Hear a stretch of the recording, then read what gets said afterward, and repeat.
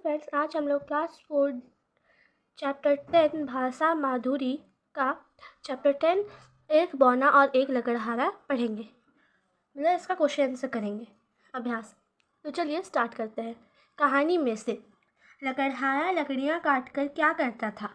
तो ये स्टोरी में बताया गया है। तो लकड़हारा लकड़ियाँ काटकर शहर में ले जाकर बेच देता था। ठंड के कारण लकड़हारे की अंगुलियां कैसी हो जाती थी? ठिठुर जाती थी।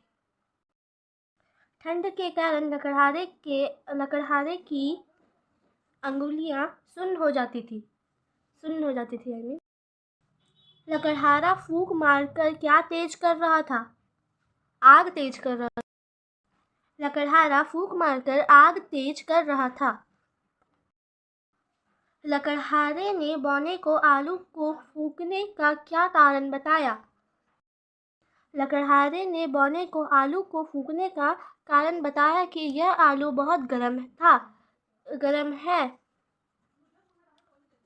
इसलिए मैं इसे फूंक कर ठंडा कर रहा था।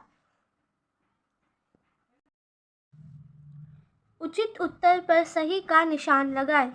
लकड़हारा को कैसी लकड़ियां आसानी से नहीं मिलती थी? सूखी, गीली या पीली? पीली तो नहीं, गीली भी नहीं होगा क्योंकि गीली तो आसानी से मिल ही जाती है।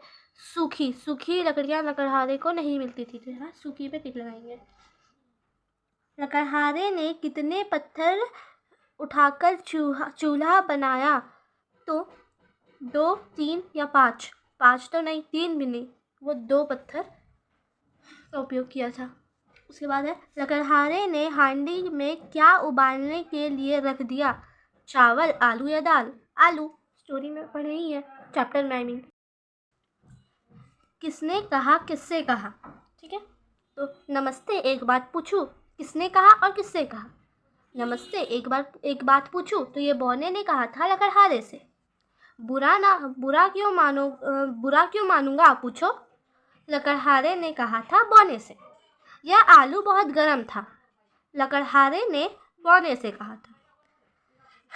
उसी से ठंडा, उसी से गर्म, बौने ने खुद से कहा था। ये लास्ट में ये बोला गया था, बौने ने अपने से ही ये कहा था, खुद को ये कहा था। बातचीत के लिए लकड़हारा किसे कहते हैं? जो लकड़ियां काटकर उसे बेच और अपनी जीवन चलाए, उसे लकड़हारा कहते हैं। आग बार बार ठंडी क्यों हो जा रही थी? लकड़ियां गीली होने की वजह से आग बार बार ठंडी पड़ जा रही थी। बहुत अधिक ठंड पड़ने पर आप क्या करते हैं? बहुत ठंड पड़ने पर मैं गर्म कपड़े पहनती हूँ। आखिर गर्म ही ना कपड़े पहनेंगे। गर्म कपड़े मीन्स ये ऊन के कपड़े, ये सब हम लोग को गर्मी महसूस हो। खाना पकाने की तैयारी में क्या क्या करना होता है? खीर बनाने की तैयारी में आप क्या क्या करेंगे? खाना पकाने के लिए हम उन सभी सामग्रियों को सामने रख लेना होता है जिसकी आवश्यकता व्यंजन बनाने में होने वाली है। खीर बनाने के लिए चावल, दूध, चीनी, इलायची, घी, काजू आदि सामग्रियों को इकट्ठा करना होगा। सबसे पहले हमें चावल को घी में भूनना होगा। इसके बाद खौलते हुए दूध में चावल डालकर उसमें चीनी, इलायची, काजू आदि उचित मात्रा में डालकर कुछ मिनटों का इंतज़ार करना होगा, फिर बन जाएगा खीर। अब है आपकी बात। नीचे दी गई चीज़ों को हम कैसे खाते हैं? तालिका में दी गई श्रेणियों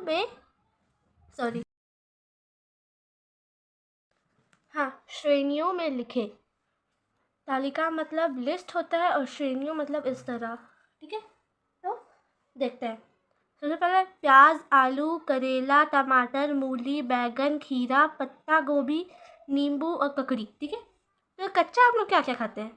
तो खीरा खाते हैं, नींबू भी, ककड़ी भी। ठीक है, तो ये 3 यहाँ लिख देंगे। और पका कर क्या क्या खाते हैं? आलू खाते हैं पकाकर, करेला खाते हैं, बैगन खाते हैं, पत्ता गोभी खाते हैं। और कच्चा और पक्का दोनों क्या क्या खाते हैं?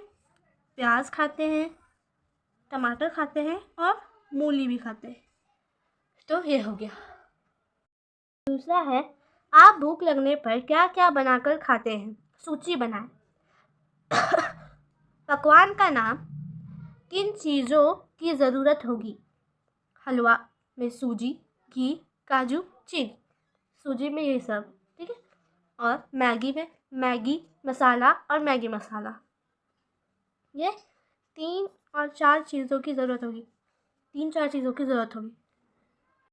भाषा की बात। नीचे दिए गए शब्दों में सही जगह पर चंद्र बिंदु लगाए।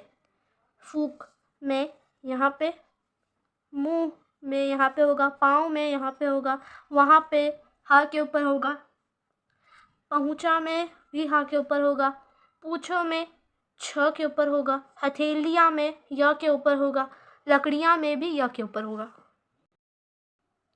यदि एक की जगह हम 3 का प्रयोग करें तो शब्द में क्या अंतर आएगा? इसे करके देखिए और उस पर चर्चा कीजिए।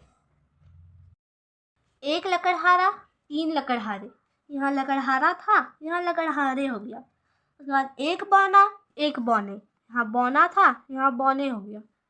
1 चूहा, 3 चूहे। हाँ।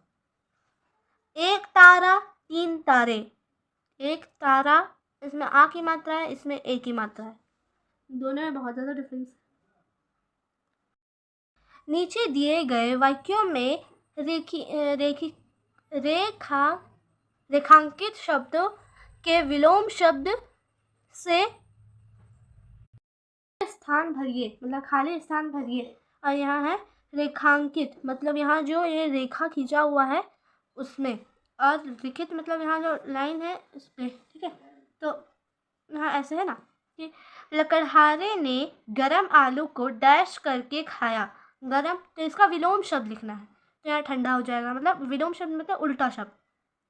रीमा सूखे हुए कपड़े बाहर से डैश ले गई, बाहर से अंदर ले गई। राहुल रात डैश मेहनत करता है। रात का विलोम शब्द हो जाएगा दिन, रात दिन। राजा के पास डैश पुस्तक है जिनमें अनेक कहानियाँ हैं। राजा के पास एक पुस्तक है जिसमें अनेक कहानियाँ हैं। विलोम शब्द हुआ अनेक का एक। दूरबीन से दूर की वस्तु डैश नज़र आती है। दूरबीन से दूर की वस्तु मतलब चीज़ें नज़दीक नज़र आती है, मतलब सामने नज़र आती है। जीवन मूल्य। लकड़हारा अपनी गुजर बस करने के लिए बहुत मेहनत करता था। कहानी में से उन अंशों को छांटकर बताएं जहां उसकी मेहनत झलकती हो। लकड़हारा मौसम की मार सहते हुए भी ठंड और गर्मी में लकड़ियां काटने जाया करता था। ठंड से हाथ ठिठुर जाने पर भी वह फूंक मारकर हथेलियों को गर्म करता था और फिर लकड़ियां काटने में जुट जाता था। ये तो बात है। आप किन किन चीज़ों के लिए मेहनत करते हैं और क्यों करते हैं? मैं अपनी पढ़ाई लिखाई में बहुत मेहनत करती हूँ। इसके अलावा स्कूल में होने वाली प्रतियोगिताओं में स्थान प्राप्त करने के उद्देश्य से भी मैं बहुत मेहनत करती हूँ। अगर हम मेहनत ना करें तो क्या क्या नुकसान हो सकता है? अगर हम मेहनत ना करें तो हम किसी भी काम में सफल नहीं होंगे। कुछ करने के लिए। हाँ। जिस प्रकार लकड़हारे और बौने में बातचीत हुई है, उसी प्रकार अब आप नीचे लिखी सोनू और माली की बातचीत पर सोचिए और उसे आगे बढ़ाएं। फिर इस बातचीत को कक्षा में नाटकीय रूप में प्रस्तुत कीजिए। नाटकीय मतलब नाटक। तो सोनू, माली काका नमस्ते। माली, नमस्ते बेटा। सोनू, काका क्या मैं यह फूल तोड़ सकता हूँ? माली, पहले यह बताओ कि तुम्हें यह फूल क्यों चाहिए? सोनू, मैं यह फूल अपने मित्र को दूंगा, उसका आज जन्मदिन है। माली, ठीक है, तुम यह फूल तोड़ सकते हो। सोनू, धन्यवाद चाचा। मिलते हैं नेक्स्ट वीडियो में, तब तक के लिए बाय। Thank you.